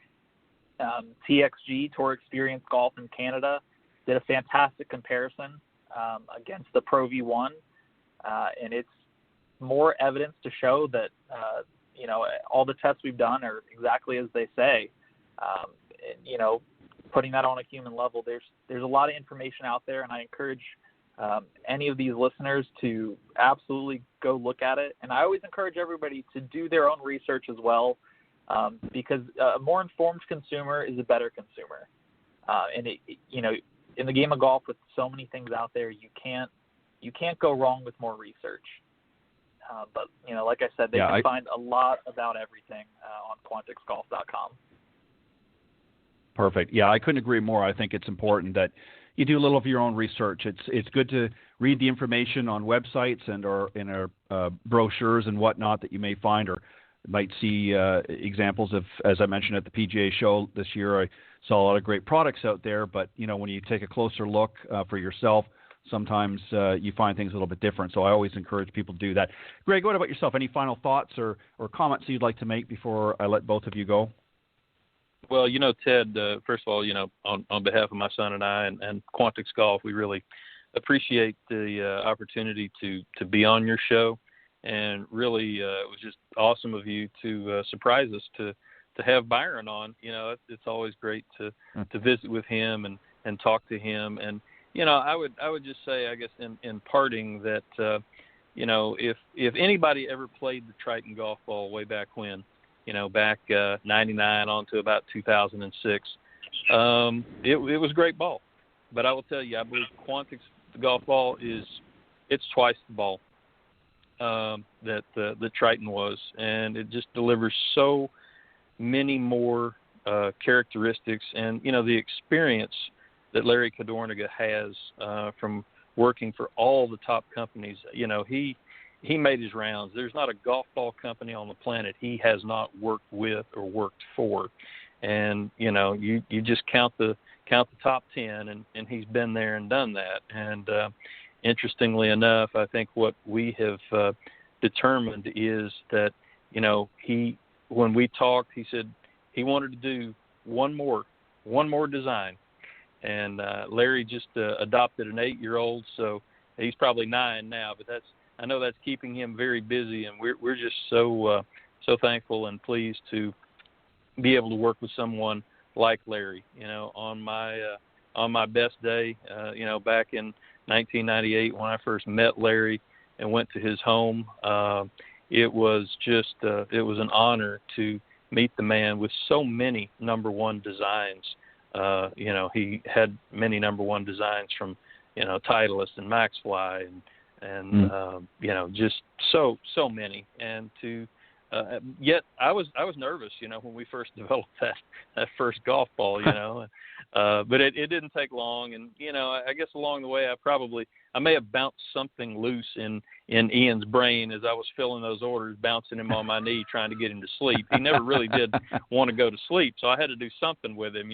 My wife's like, okay, I'll take care of him during the day. You got him tonight. And so we're filling orders, and now he's finding himself filling orders. And someday, I hope, Lord willing, his son will be bounced on his knee, carrying on the tradition. I couldn't agree more. Well, guys, I want to thank you both for joining me tonight on Golf Talk Live. It's been a pleasure learning a little bit more about Quantix Golf.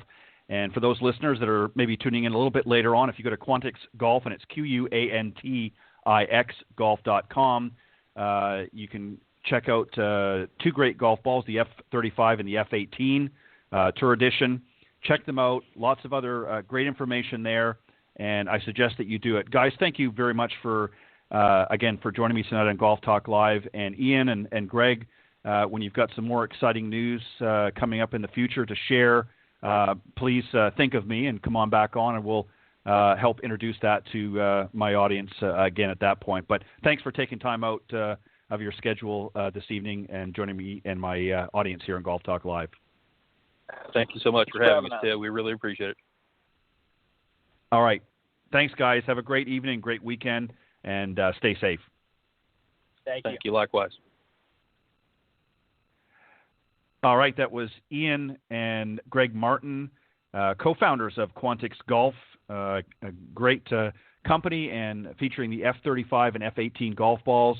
And, of course, special thanks to my good friend Byron Casper for coming on and and sharing his thoughts and insights into a really great product. And I strongly encourage all of my listeners to go to quantixgolf.com and check it out. Again, it's spelled Quantix golf.com.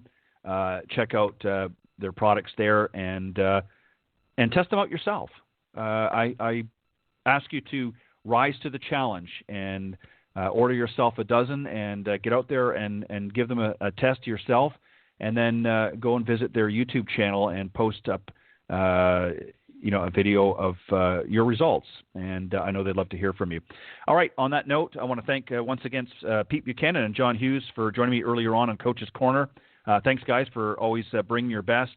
And again, to my special guests, Ian and Greg Martin, co-founders of Quantix Golf, and, of course, my good friend Byron Casper. Thanks, guys. God bless everybody. I will see you. Stay safe for those of you along the Emerald Coast. Hurricane Delta is expected to hit, I believe, later tomorrow. So if you're in the Panhandle area along the Emerald Coast, right out over to Texas, Louisiana, Mississippi, and so forth, be safe out there. Listen to your local officials. We've had a lot of storms come through the Gulf of Mexico this year and up into that area. You've been hit too many times. So be smart about it.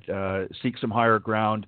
Get out of the area if you can, and, be safe. And again, thanks, everybody. I will see you next week right here on Golf Talk Live. God bless everybody. Bye-bye.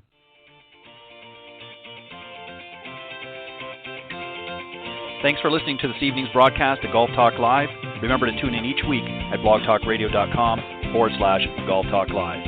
If you can't join us live, check out the on-demand section for previously aired broadcasts, or listen on any of the following social media platforms: iTunes, Stitcher, TuneIn, CastBox, TalkStream Live, and of course, Spotify. To get updates on future shows and upcoming guests, be sure to visit the show's Facebook page, Golf Talk Live Blog. You can also follow me on Twitter at Ted and Buck CEO. Remember to join me live each week for another great broadcast of Golf Talk Live. See you next time. This has been a production of the iGolf Sports Network.